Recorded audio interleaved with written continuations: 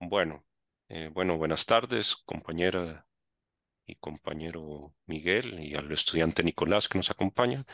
Ahora vamos a hacer el segundo encuentro de la Cátedra de Filosofía del Derecho de la Facultad de Derecho de la Universidad de Costa Rica con el apoyo de la Asociación Costarricense de Filosofía del Derecho y Filosofía Práctica.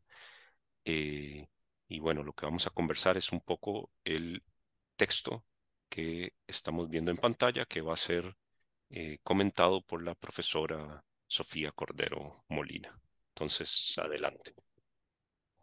Muchas gracias. Buenas tardes a todos los profesores y a Nicolás que está por ahí. Sí, efectivamente, el día de hoy nos corresponde hablar un poco y quizá de forma breve el tema de la filosofía del lenguaje para juristas de el profesor Moreso, que discutíamos Alejandro y yo hace unos minutos, que es profesor de la Universidad Pompeu de Fabra, Barcelona, y catedrático pues en filosofía, ¿verdad? Voy a hacer esto.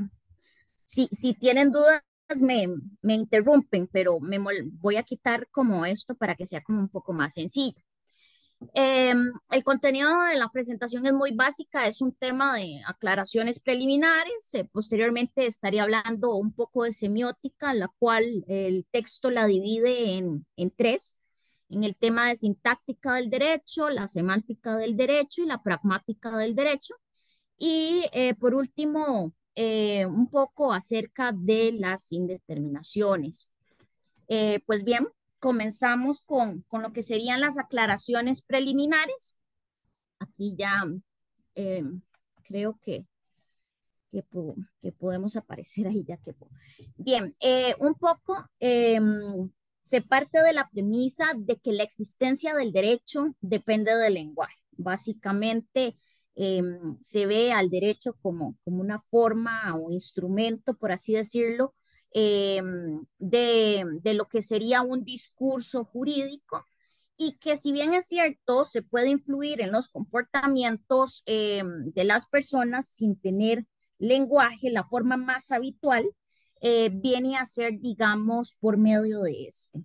Y ahí el autor pone un ejemplo muy coloquial, que es el tema, digamos, de que cuando la gente deja los carritos del supermercado tirados por todo el parqueo, y que por más que se les decía y no había forma, digamos, de que la gente pues respetara y volviera a acomodar los carritos, esto se logró, digamos, eh, influir en el comportamiento de estas personas en el momento en que se pone el cobrador de monedas para poder sacar el carrito y volverlo a meter. Entonces, un poco se les devolvía la moneda después de que utilizaban el carrito. Entonces, aunque no hay, digamos, un lenguaje ahí propiamente para influir en el comportamiento de las personas, vamos a tener de que sí se pudo, pues, arreglar un poco el tema. Sin embargo, el derecho, pues, utiliza el lenguaje de forma habitual para poder influir en estos comportamientos e intentar mantener un orden social. Entonces, vamos a ver que es de la mano de la filosofía analítica que el lenguaje se va a convertir en un objeto de reflexión filosófica y me atrevería a decir yo, esto no lo dice el autor, pero que a partir de este momento nace pues esta pequeña rama que se llama filosofía del lenguaje, ¿verdad? Y pues obviamente en el contexto que nos ocupa del lenguaje jurídico, ¿verdad? Bien, el texto continúa haciendo mención a que con ello hay que partir de lo que sería la semiótica. La semiótica viene a ser la ciencia de los signos, ¿verdad? Y esta ciencia de signos se va a dividir en tres grandes, por así decirlo, ramas o divisiones, que serían la sintaxis, la semántica y la pragmática. La sintaxis es aquella que estudia la conformación de las oraciones. El tema de la semántica estudia lo que está alrededor de las preposiciones y el tema de la pragmática viene a ser el estudio de los actos lingüísticos y el contexto propiamente donde se aplican estos actos. Y aquí es donde se centra, pues, en su mayoría lo que sería el texto que estamos analizando el día de hoy. Pues empezamos con la sintaxis y vamos a ir viendo Básicamente, rápidamente lo que es y algunos de los ejemplos que se pueden, digamos, observar que el autor pone y otros que yo por ahí comparto. Eh, Bien, les mencionaba que el tema de la sintaxis en el derecho sería pues aquella parte que se ocupa de las oraciones, de los lenguajes, de cómo se combinan, digamos, los elementos a nivel del vocabulario y existen toda una serie de reglas sintácticas para acomodar las palabras. Es decir, que hay aspectos de orden gramatical que interesan, que inclusive nosotros podemos ver a nivel del derecho que una O y una I, si es disyuntiva, ¿verdad? Puede cambiar toda la significación de una norma e inclusive los signos de puntuación también podrían, digamos, hacer alguna inferencia en un resultado de orden normativo. Entonces, en el lenguaje jurídico vamos a tener, y hay que tener presente siempre, que es un lenguaje que si bien es cierto, es específico y técnico en relación a una rama, como lo es el derecho, no deja de ser parte del lenguaje común. Y como lenguaje común va a tener las mismas propiedades que este. Y pues el uso correcto de lo que serían las palabras, la puntuación, una construcción de orden lógica de enunciados y demás nos va a contribuir posteriormente a lo que sería, digamos, la significación de alguna de las proposiciones que se están intentando pues estudiar. La sintaxis es eso, ¿verdad? Básicamente las reglas de cómo conformamos estas oraciones en el ámbito de lo jurídico. Eh, la semántica, que vendría a ser, digamos, como la segunda gran rama de la semiótica, va a ser sobre todo analizada por el autor desde el punto de vista de la vaguedad. Pero antes de entrar a ver estos ejemplos de vaguedad, quisiera hacer la acotación de que no podemos confundir lo que es ambiguo con lo que es vago. Lo ambiguo viene a ser una característica de la palabra y se va a manifestar en forma de significados y de múltiples, digamos, de lo que llamaríamos la equivocidad sintáctica y el hecho del lenguaje como multívoco, ¿verdad? O sea, de las significaciones diferentes que puede tener una misma palabra. Pero la vaguedad a nivel general, a nivel del lenguaje, y específicamente ahorita vamos a ver casos en el derecho, viene a ser un rasgo un poco, ay, me devolví, no más bien adelante, perdón, viene a ser un rasgo más bien de los conceptos o significados, es decir, está más enfocado no en el tema de lo multívoco o no, sino en el límite que puede tener la significación. Hay límites poco claros, por así decirlo. Entonces, esto hace que la palabra sea imprecisa y que por ende la significación vaya a ser imprecisa también.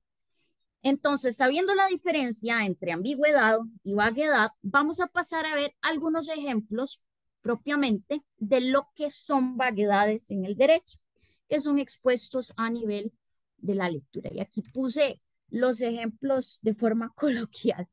Vamos a ver, el autor pone este ejemplo de la llamada teoría causal, que es básicamente como la Corte Federal de Estados Unidos en algún momento, yo aquí no hago mención a la fecha, sino meramente al ejemplo, viene a, pues, a indicar que por un tema de orden de impuestos se tenía que taxar a lo que eran creo que eran las verduras. Sí, eran las verduras. Se tenía que cobrar un impuesto a las verduras, pero no a las frutas. Entonces entra la discusión de si los tomates son frutas o verduras. Entonces, bueno, al final de cuentas, la Corte entra en esta discusión y dice, bueno, si bien es cierto, vamos a tener que el tomate es una fruta desde el punto de vista de la botánica, no lo es desde el punto de vista, por así decirlo, de los cocineros o de la gente que llega y compra en el mercado tomates. La gente cree que es una, una verdura y no una fruta. Entonces la corte termina por decidir lo que le parece más sensato y es precisamente considerar al tomate desde el uso eh, de su práctica, que sería en este caso verdura, y taxar al tomate y no considerarlo una fruta. Entonces ahí vamos a tener como el primer ejemplo de límite aplicado, digamos, desde la teoría causal de un tema de vaguedad.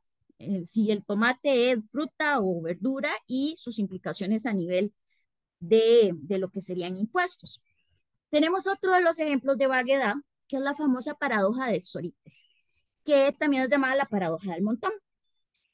Vamos a ver, el ejemplo que pone el autor no es este es el ejemplo que siempre le ponen a uno y que se lo explican con mayor facilidad, que es básicamente en qué momento un montón de arena deja de ser un montón, ¿verdad? Que puede sonar un poco, este, hasta así sentido, pero es, sí, yo puedo considerar que 1 millón de granos de arena son un montón y que si ese montón van a ser 2 granos de arena. Entonces, ¿cuál es ese límite de precisión? El autor ponía el ejemplo en tema de hasta qué punto uno es rico. Creo que el ejemplo de él era en relación al tema económico. Entonces decía, si tengo 1 euro o si tengo 10 millones de euros. Y este mismo ejemplo de la paradoja de Sócrates también es utilizado con el tema de la calvicie. Entonces siempre se pone así como, si tener 0 pelos es ser calvo, si yo tengo un pelo, entonces no soy calvo porque ya tengo más de 0, ¿verdad? Entonces, es una suerte de lo que llamaríamos mala inducción matemática. Incluso se plantean una fórmula por acá, ¿verdad? De la cual yo no soy muy diestra, pero que básicamente tiene una estructura lógica donde se contradice cada una de las proposiciones y al final termina siendo pues un sinsentido. Entonces, aquí vemos que el límite entre lo que es un montón, por ejemplo, de granos de arena, puede ser 1 millón o pueden ser 2. O igual con el tema del calvo y el pelo. Entonces, viene a ser un tema de vaguedad que inclusive se puede aplicar en los casos a nivel del derecho. Y yo diría que no solo de vaguedad, sino como de paradigma crítico del razonamiento, porque me parece que es una forma errónea, pues obviamente, de pensar, pero, pero existe, ¿verdad? La tercera forma de vaguedad que plantea lo que sería el texto es la famosa textura abierta de Hart.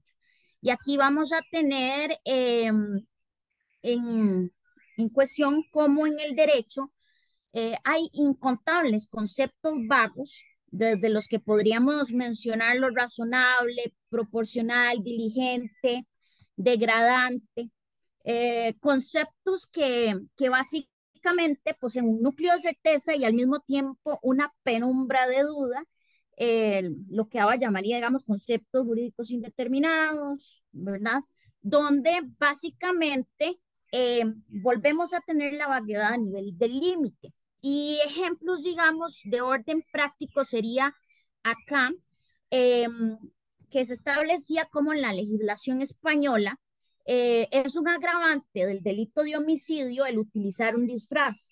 Entonces, aquí se cuestionaba, ¿verdad?, el tribunal si disfraz era ponerse lentes y gorra, o si tenía que ser, por ejemplo, un disfraz completo de un oso, o alguien completamente disfrazado, ¿verdad?, de una especie de botarga o de lo que fuera, y que sí, el tema de la gorra y los lentes era disfraz o no. Entonces, ¿verdad? Vemos igual un límite en la vaguedad que va a inferir a determinada, pues, aplicación o no de una norma que sería, por ejemplo, un agravante en lo penal. Y otra de los ejemplos es a nivel de la Constitución española, donde se establece que son prohibidos los tratos degradantes, ¿verdad? A nivel de lo que son privados de libertad. Y llega un privado de libertad y mete un recurso de amparo y básicamente dice que se encuentra en en una celda de aislamiento y que esto es un trato inhumano y degradante, que por lo tanto pues deberían de sacarlo de ahí. Pues el Tribunal Constitucional resuelve su amparo de forma negativa y le indica que es compatible con la dignidad de un reo. Entonces, o sea, básicamente le dice, sí, es degradante, eh, inhumano para una persona que no cometió un delito, pero usted que básicamente comete un delito, eh, no es inhumano para su categoría, ¿verdad? Porque lo que le dicen, le están dando comida, sí, le están dando comida. Ah, bueno, entonces básicamente estamos bien. Entonces, aquí vemos texturas abiertas, conceptos jurídicos indeterminados, que igual, digamos, podríamos aplicar al tema de la crueldad, ¿verdad? Entonces, hay casos que son más evidentes que otros. Recuerdo que el autor ponía otro ejemplo de la crueldad, por ejemplo, de una madre respecto a un trato cruel con un bebé, que era muy evidente si era un bebé y alguien le estaba pegando al bebé, pero que no es tan evidente, por ejemplo, si estamos hablando de una persona que fue sancionada por un homicidio, ¿verdad? Entonces ahí la cosa cambia y volvemos a tener el tema del límite y de la vaguedad. Bien, y por tercer aspecto que tenemos acá, vamos a tener el tema de la pragmática del derecho, que para mí es como la más sencilla y eh, la más factible y fácil de entender. Y esto es básicamente la concepción de Wittgenstein II, ¿verdad? Es lo que conocemos como la filosofía del... Aquí ya me puse y nos puse abajo para que sea más fácil. Lo que conocemos como la filosofía del lenguaje ordinario, que es básicamente los usos del lenguaje más allá de su estructura formal. Eh, es lo que Aba llama la gramática y las reglas del lenguaje y los usos ya en la práctica, ¿verdad? Como hay una suerte de reglas que en ocasiones son hasta tácitas que vienen a quedarnos en lo que sería el contenido semántico y que hay que indagar más allá de la mera estructura. Es decir, en este tipo de uso del lenguaje vamos a darnos cuenta si estamos ante una mera información, si estamos ante una orden, si es una emoción. Básicamente quiere decir que las oraciones van a tener variados tipos de fuerzas y variados tipos, y esto va a generar que el contenido pueda ser distinto.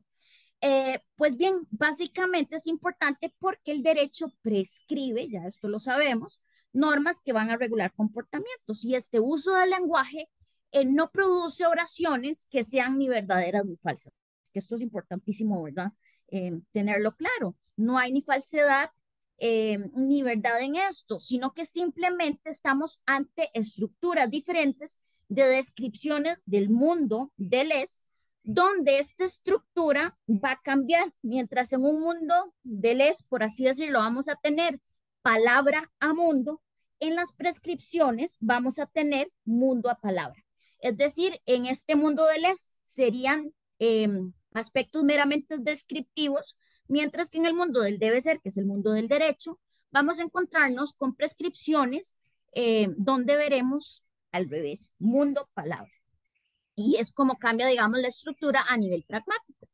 De igual forma, a nivel de la pragmática o de estos usos del lenguaje, eh, tenemos algo que se llaman las implicaturas, que es muy dado a nivel del derecho, donde uno termina asumiendo o implicando ciertas cuestiones por la estructura de la oración. Por ejemplo, si yo digo, hoy llegó temprano, estoy implicando que esa persona siempre llega tarde. Ah, mira, hoy llegaste temprano. Entonces, ¿qué quiere decir? Usted siempre llega tarde, pero hoy fue la excepción. O si yo digo, Elena llegará tarde a la cena, implico que Elena va a llegar, ¿verdad? Entonces, eso es lo que llamaríamos como implicaturas. A nivel del discurso del derecho, esto está plagado de implicaturas y vamos a tener que esto pues nos ayuda a facilitar el entendimiento de lo que conocemos como discurso jurídico y nos dice el autor que nos facilita encontrar los lugares comunes o los llamados topois, ¿verdad? Donde vamos a tener un lugar en común del cual partir a nivel del discurso jurídico. Em, en la aplicación de este contexto de la emisión de textos jurídicos, es súper común la interpretación jurídica y vamos a tener aquí una suerte de analogía con lo que serían las traducciones, ¿verdad? Es decir, el legislador hace una norma y el juez va a interpretar otra cosa. La interpretación de lo que hace el juez viene a ser una suerte de traducción, nos dice el autor, cómo sería aplicable a un contexto de aplicación, a un destino de aplicación y a lo que sería un texto original. Entonces, aquí lo que tenemos es un ejemplo. Si usted lee el libro, cualquiera de los libros de Shakespeare con el inglés, digamos, original, de hace 200, 300 años, vamos a tener que es muy difícil comprenderlo y que las traducciones, por ejemplo, de lo que son literatura, pues clásica y así, van a irse modificando de acuerdo a los contextos de los tiempos y los años para que uno pueda entender. Entonces, esta analogía en relación a las normas jurídicas que emite un legislador y el contexto en que las aplica el juez podría ser, digamos, un tema más comprensible a nivel, pues, de la modernidad. La cuestión siempre es si el juez hace o no derecho, ¿verdad? Y en realidad a nosotros ni siquiera, yo ni siquiera me haría esa pregunta. Lo que nos interesaría es básicamente no si hace o no, sino el cómo lo hace, ¿verdad? Eh, y pues bien, esto nos va a llevar al tema de las indeterminaciones, ¿verdad? Y estas indeterminaciones en relación a lo que sería, pues, esta interpretación del derecho, viene a ser que el lenguaje no es unívoco, cosa que ya sabemos, el derecho, pues, obviamente no es la excepción, y que tengamos como operadores del derecho y sobre todo a nivel de judicatura que interpretar. Y vamos a ver entonces aquí cómo se expone dos posibles, digamos, formas de interpretación, que son como las más comunes. Un poco el positivismo estricto de Kelsen, ¿verdad? Donde hay una interpretación discrecional por parte del juez de los hechos sociales. Y la otra posición sería el positivismo incluyente de un Dworkin, por ejemplo, donde la interpretación discrecional del juez no va en relación a estos hechos sociales únicamente, sino que se le agrega la interpretación de hechos de orden moral. Y pues aquí ustedes saben que este es el eterno pleito que nunca acabamos, ¿verdad? A nivel de filosofía, del tema de la emancipación de la moral en relación, digamos, al derecho, incluso aún a nivel de su interpretación.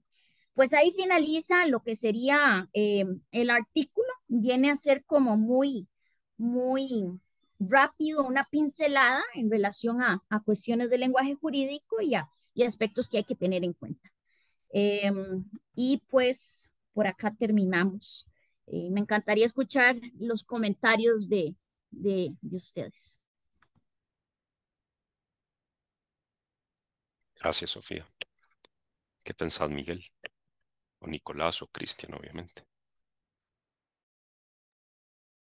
Bueno, primero que nada, muchas gracias a Sofía por su intervención, a la Asociación Costarricense de Filosofía, particularmente a Alejandro, a don Cristian y a don Nicolás que nos acompañan el día de hoy, muy amables. Este tema es un tema mm, que tiene sus bemoles, por decirlo así, en el sentido y como idea número uno, que hay gente que todo lo que es el análisis del lenguaje, particularmente en el mundo del derecho, pues a veces lo desdeña. Eh, Me parece que es un error, ¿verdad? El asumir esa postura. porque efectivamente concuerdo con la afirmación de que el derecho en mucho, ¿verdad? No sé si en todo, pero en mucho, usa como mecanismo para expresarse, digamos, el lenguaje, y dentro de eso, el lenguaje común. eh, y eso, pues, no es poca cosa, porque entonces, si ese es el vehículo de transmisión de eso que llamamos derecho, pues merece la pena, por supuesto, analizarlo y ver, digamos, los diferentes aspectos que el uso del lenguaje y el lenguaje mismo tienen y que pueden generar, digamos, diferentes dificultades en el mundo del derecho y en el mundo en general. Eso como primer aspecto. Entonces, es importante el tema del lenguaje. Ahora bien, dicho eso, pues uno lo que encuentra es que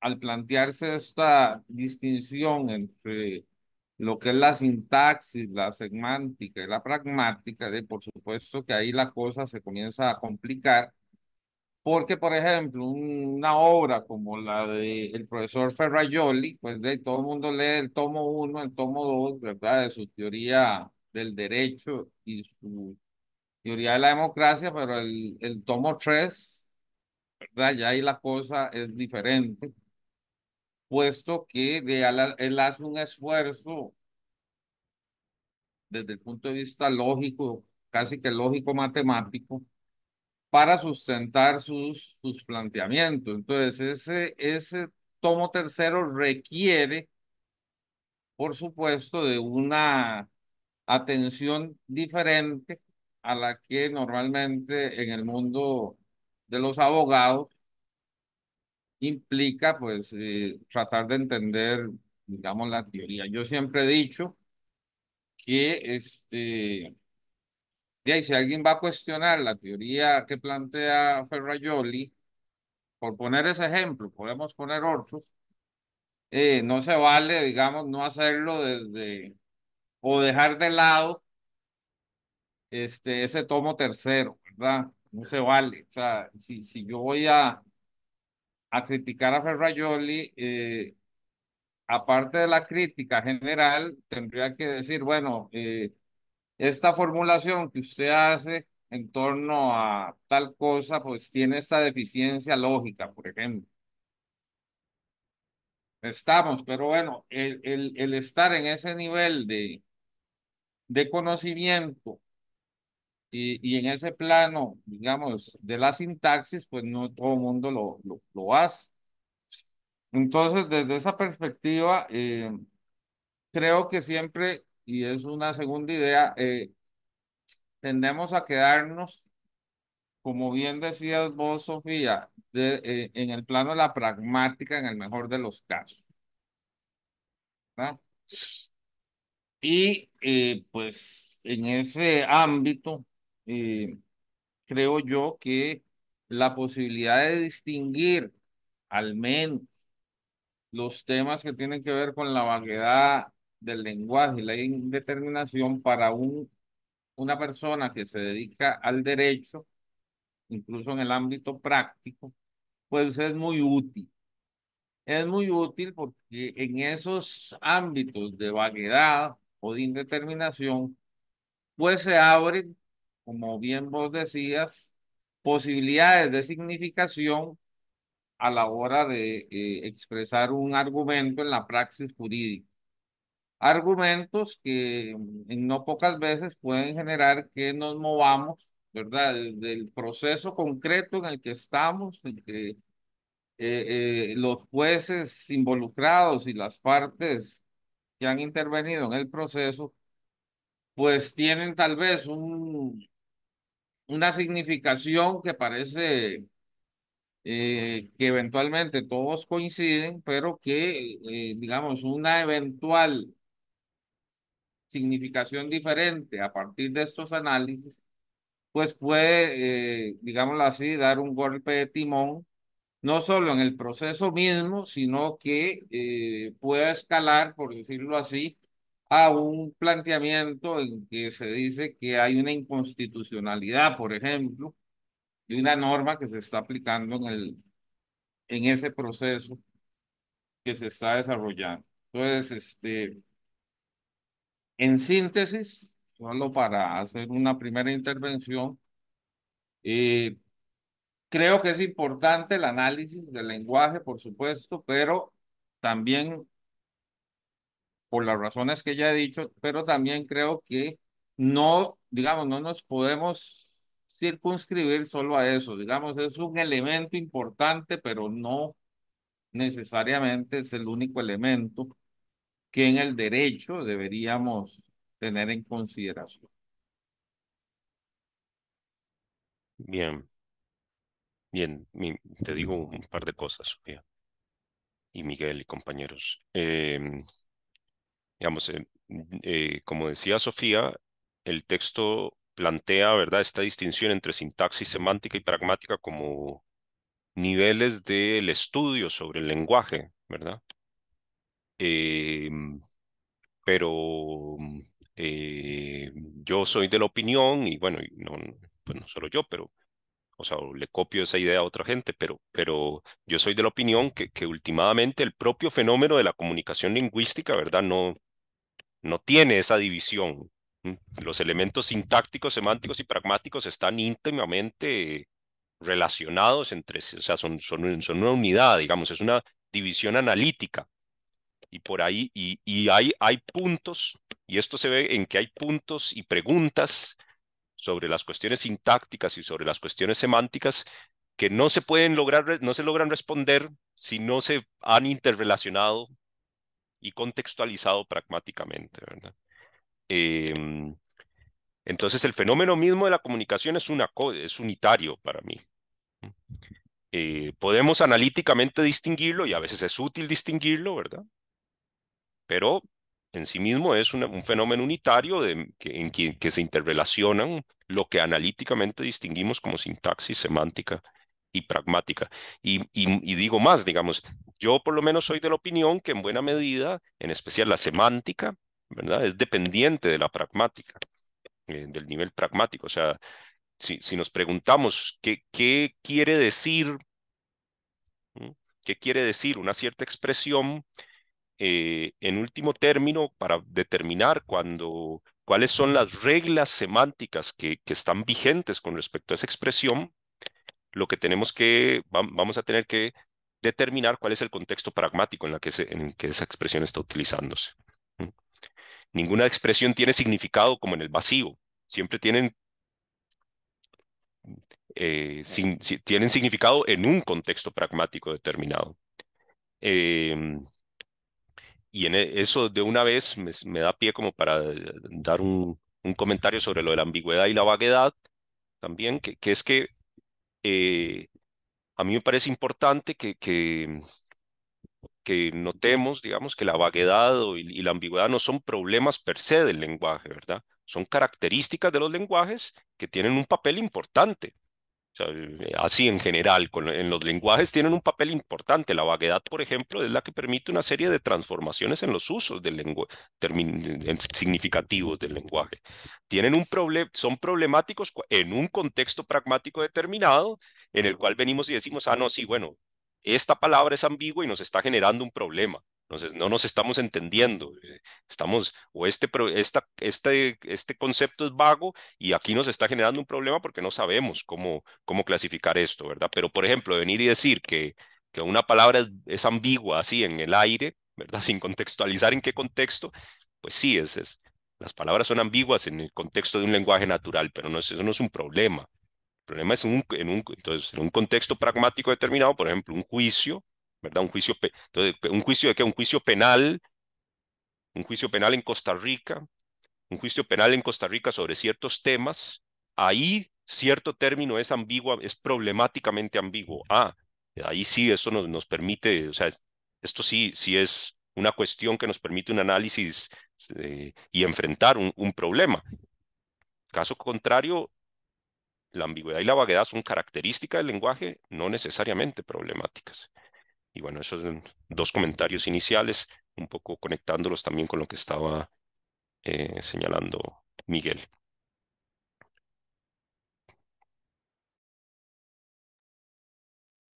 Nicolás o Cristian, no sé si tienen algún comentario o quisieran. ¿Ya?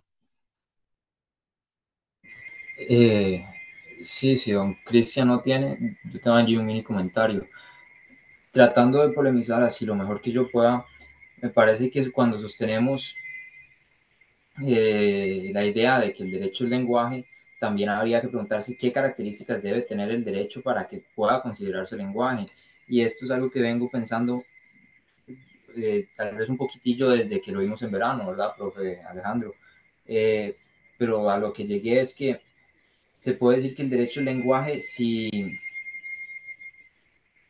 es previsible o si es aplicado o si tiene algún tipo de publicidad. Esas son las características que diría, porque no considero que haga falta que sea racional en el sentido de que, no sé, siento que que me faltaron explicar unas cosas, perdón.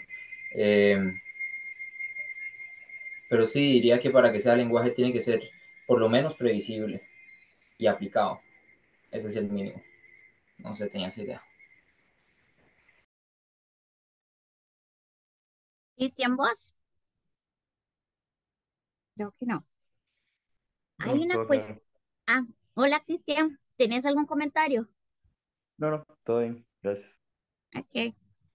Yo quisiera anotar algo que esto sí es como ajeno a lo que sería la lectura y es un poco en relación a que el contexto es tan importante que incluso va a influir el tema del auditorio al que yo dirijo, eh, ¿verdad? La expresión de orden lingüística, llámese a nivel de derecho o de lo que sea, porque hay un famoso dicho que dice que yo soy responsable de lo que digo, pero no de lo que usted entiende. Y esto, digamos, es un poco así. Creo que si ya es complejo a nivel de lenguaje oral, imaginemos todavía en la actualidad la complejidad que esto tiene a nivel del lenguaje virtual.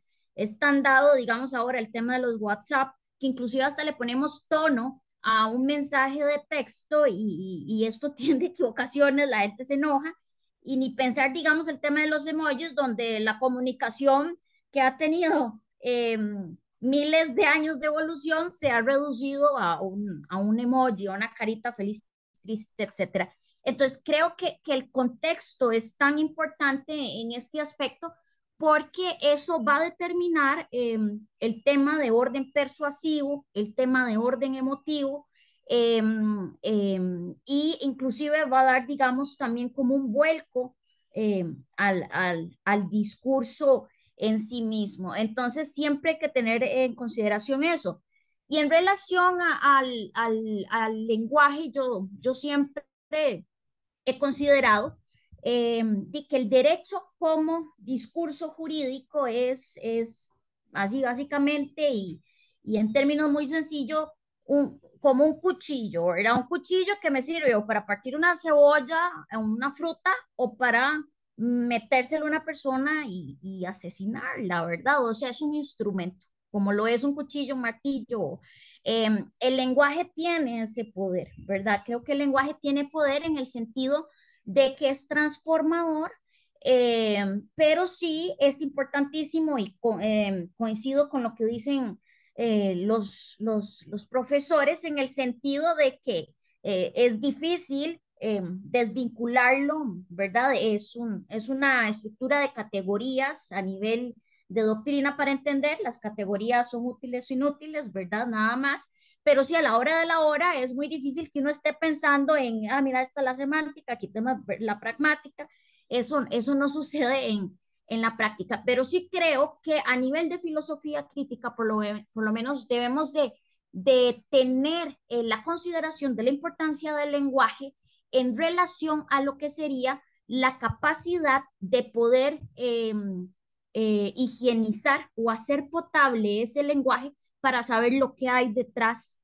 un poco del mismo, ¿verdad? Entonces yo siempre eh, creo que esa es como la gran virtud de la filosofía del lenguaje, hacernos capaces de higienizar, de entender qué hay detrás del lenguaje eh, y, por supuesto, el contenido que obviamente a nivel de efectos va a tener su aplicación en los diferentes contextos.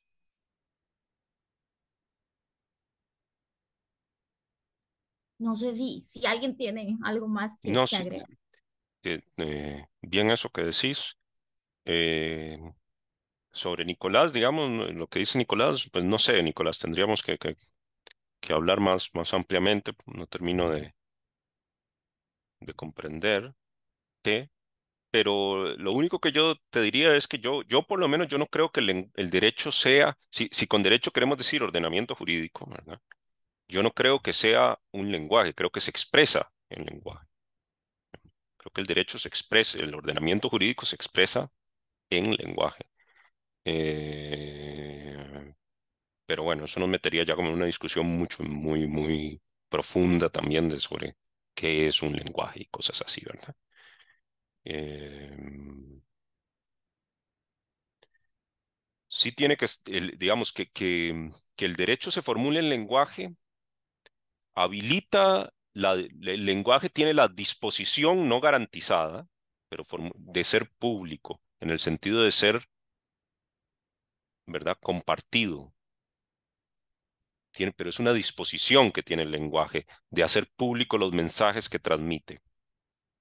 Entonces, al derecho a apelar al lenguaje para expresar sus normas, a los ordenamientos jurídicos, formularse en lenguaje explícito, evidentemente eso está, creo, supongo, relacionado con una función de publicidad que ciertos ordenamientos, ciertos modelos del derecho, una función que ciertos modelos del derecho pretendían cumplir, que era el de hacer públicos las normas del ordenamiento jurídico, ¿verdad? Presentarlas públicamente. Y es digamos, la modernidad occidental tenía como esa visión, ¿verdad? Hay que hacerlo público. Eh, y de ahí hay distintas visiones sobre cómo esto tenía que lograrse. Algunos, la visión imperante ha sido que tiene que hacerse público para el gremio de los juristas, ante todo, ¿verdad? Para que el gremio de los juristas pueda operar con el ordenamiento jurídico, pero movimientos como los que fundó Bentham y que hoy en día se están resurgiendo de lenguaje claro, ¿verdad? Piensan que el derecho tiene que ser expresado en lenguaje público para toda la ciudadanía. Entonces esto implica ciertas exigencias, porque como dice Sofía, ¿verdad? Si el auditorio es toda la ciudadanía, no puedes expresarte en los mismos términos que si el auditorio es el gremio de los juristas. Eh, sí. Bueno, eso un poco divagando un poco, pero bueno, eso es lo que pensaba sobre lo que decís, así o de entrada, sobre lo que decís. Em, bueno, por ahora eso es lo que se me ocurre. No sé, Miguel, que si quiere agregar algo. Miguel. Sí, mire, digamos en general, insisto, eh, se dice bien cuando se dice que esto normalmente en la realidad, permítame la expresión, está todo revuelto. Es propio de nosotros, los que estamos en estas cosas, en el mundo académico, de tratar de como de dividir y separar como para medio comprender mejor eso esa realidad compleja y que está revuelta. Parece que estamos claros que eso lo hacemos, pero que eso en modo alguno cambia cómo se nos presenta esa realidad compleja. Ahora bien, está claro, digamos, por lo menos para mí, está claro que el lenguaje, y esa es la virtud de Ludwig Wittgenstein, ¿verdad? ve que él pone los reflectores en ese tema y en ese problema, que el lenguaje es importante, ¿verdad? Para transmitir, por ejemplo, el conocimiento. Y si se hace de una determinada forma, de repente lo que usted quería transmitir le llega al receptor totalmente eh, de mala forma o es comprendido erróneamente, etcétera, etcétera. Ahora bien, digamos, en el mundo del derecho, entonces es importante el tema del lenguaje. Ahora, es importante, y ahí yo coincido con Sofía, no solo estudiarlo para comprenderlo, sino que teniendo en consideración efectivamente que es una herramienta, ¿verdad? Es una herramienta que sirve para convencer al juez. Y si usted tiene enfrente un juez que no está muy versado en estos asuntos, de repente usted usa algunos subterfugios retóricos y hey, el juez se casa con tu tesis. Entonces, me parece muy importante planteándolo en ese nivel, ¿verdad? Que hay niveles, no es lo mismo el nivel práctico o profesional que el nivel, digamos, que pueda estar dándose de comprensión en el ámbito, digámoslo así, académico. Pero sí creo y me parece muy importante, sobre todo para quien estudia el derecho y que en no pocas ocasiones se desdeña materias que tienen que ver con esta temática, eh, que esa persona que va al mundo práctico comprenda estos aspectos porque, digamos, en términos de herramienta le da digamos, una ventaja, ¿verdad? Si lo queremos ver en el ámbito más pragmático profesional. Y ahí está, digamos, a mi juicio, el valor agregado que este tipo de temática tiene, porque vamos a ponerlo en nuestro contexto. Si usted recibe y estudia el derecho y se lo pretenden enseñar, si es que eso es posible, eh, a punta de un código específico, no sé, pensemos en derecho laboral y que a usted le enseñen esa materia solo con el código laboral. Probablemente usted no va a poder ver cosas que una persona que sí tiene conciencia y comprensión de que un término X en ese código puede tener diferentes significados y en ese tanto diferentes posibilidades de argumentación que a la larga, que es el ámbito más práctico, te puede generar que el proceso judicial culmine con una sentencia en favor de los intereses de su cliente. Por ponerlo así en el plano más práctico.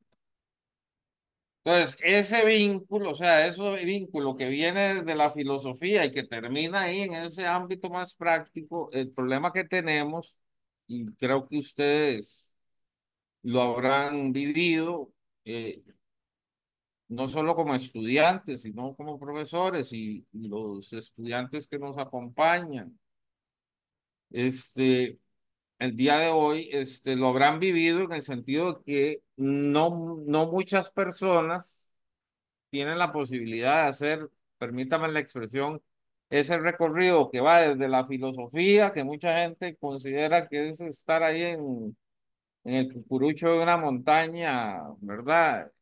Pensando en la inmortalidad del cangrejo. Entonces, ese proceso de llevarlo desde el ámbito filosófico allá a la praxis profesional, muy poca gente, digamos, eh, lo llega, digamos, a visualizar, y mucho menos si a usted le enseñan, por ejemplo, con solo la norma jurídica. Entonces, en síntesis, no sé si aquí tengo un sesgo, ¿qué se diría? Profesoral, ¿verdad? Yo sí me parece importantísimo y particularmente a la hora de enseñar las diferentes materias del derecho, que la persona que recibe ese conocimiento pueda hacer ese, ¿verdad? Ese recorrido, porque eso finalmente le va a dar una ventaja en el ámbito profesional, sin lugar a dudas. Por lo menos así lo veo yo, y bueno, es una de las formas que particularmente permiten eh, atacar o traerse abajo, en el mejor de los casos, la creencia de que este tipo de eh, conocimiento o este tipo de planteamientos no tienen, ¿verdad? No tienen utilidad práctica. Es todo lo contrario. Más bien tienen mucha utilidad, pero de repente, y con esto termino, de repente es muy importante hacerle ver o hacerle entender a la gente ese recorrido, ¿verdad? Que ellos lo puedan ver y posteriormente que ellos lo puedan hacer. Esa sería, digamos, mi intervención un poco de cierre de lo que se ha planteado.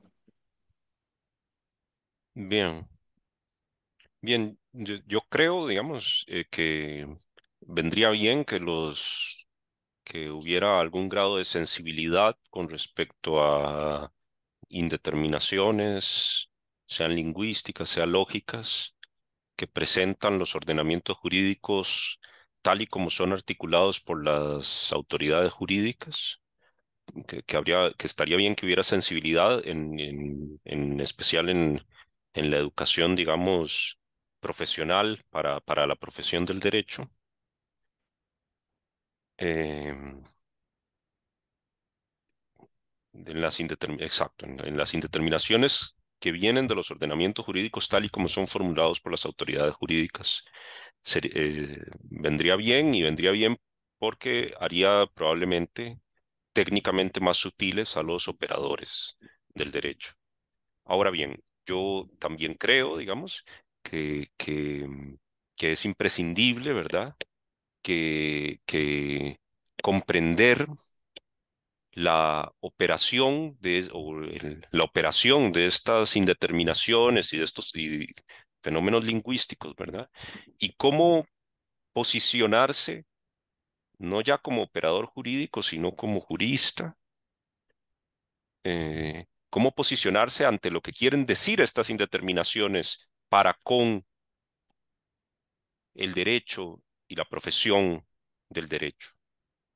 Un ejemplo, por ejemplo, cómo posicionarse frente al asunto eh, de si ante las indeterminaciones del derecho, ante las indeterminaciones del derecho, lo que realizan los operadores del derecho es, eh, digamos, discreción, que es la posición estándar del positivismo jurídico, ¿verdad?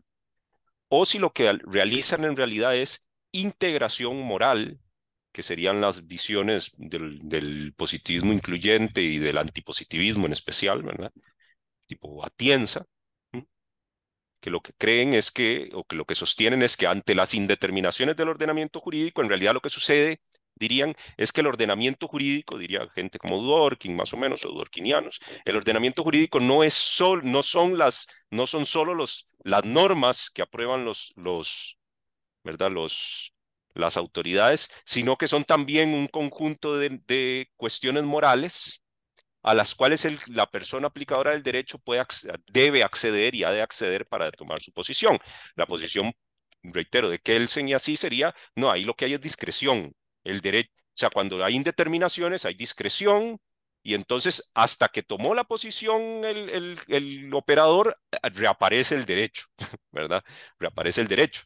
Eh, y yo creo que, digamos, el hecho es el mismo, lo que hay es indeterminaciones, digamos, pero la comprensión sobre lo que se da ante esto es lo que varía filosóficamente, digamos, hay distintas concepciones filosóficas y también creo que es importante para el jurista comprender en dónde se encuentra y qué razones tiene para ello, ¿verdad? Para el jurista humanista, para aquel que puede posicionarse más allá de su operación técnica, y que se ve, ¿verdad? Y que se ve como parte y que puede ver y comprender el tipo de fenómeno delante del cual se encuentra.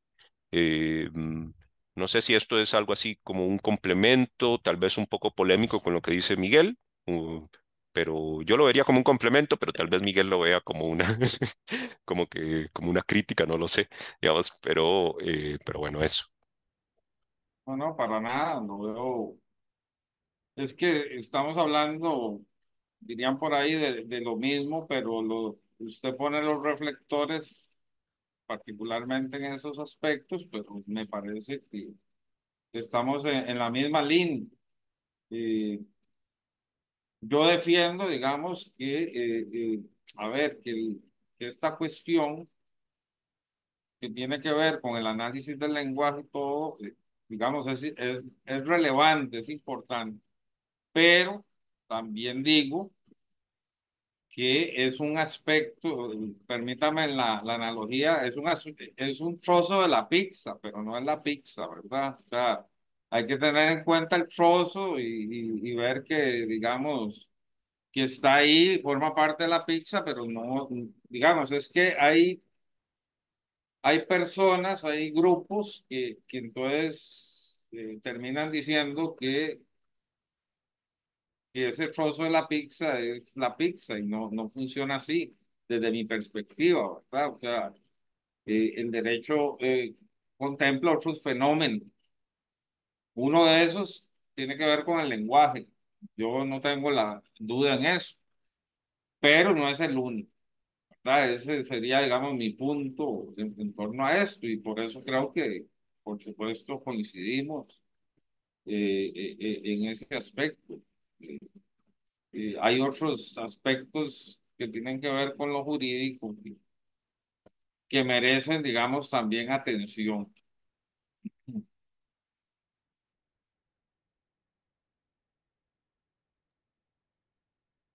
Eh, bueno, yo no tengo más que agregar, creo que sería redundante en relación a lo que ya han manifestado los profesores y pues no sé si alguien más quisiera pues decir algo, pero por mi parte yo estoy.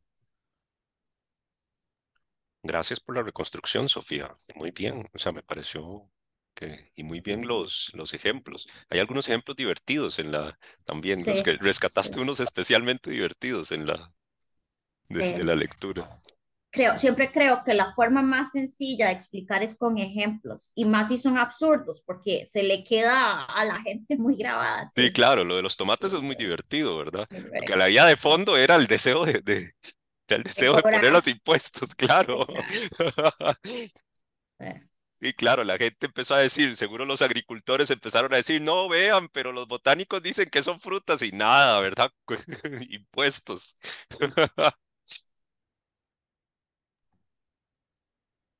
Así es. Bueno, Dinos, entonces creo que estaríamos entonces por el día de hoy y pues retomaríamos ya la próxima vez con el profesor Miguel Román. ¿Te parece? Sería bueno recordar, incluso para los presentes, cuándo es la próxima vez, don Alejandro. La próxima vez creo que era inicios del próximo semestre. Entonces, creo que este semestre creo que no teníamos otro encuentro, me parece. Pero bueno, lo compartimos. Propiamente no tengo acá a mano la agenda, Calendario. Bueno, sí, si no, pero lo pues, compartimos cualquier de una. cosa Es, se vería. Esto va a quedar subido recuerden, mañana mismo queda subido en el YouTube para para el uso que quieran darle. Perfecto. Yo, Bueno, pues muchísimas gracias más bien por acompañarnos a Cristian y a Nicolás y, y pues nada, ¿verdad? Creo bueno, que estamos por hoy.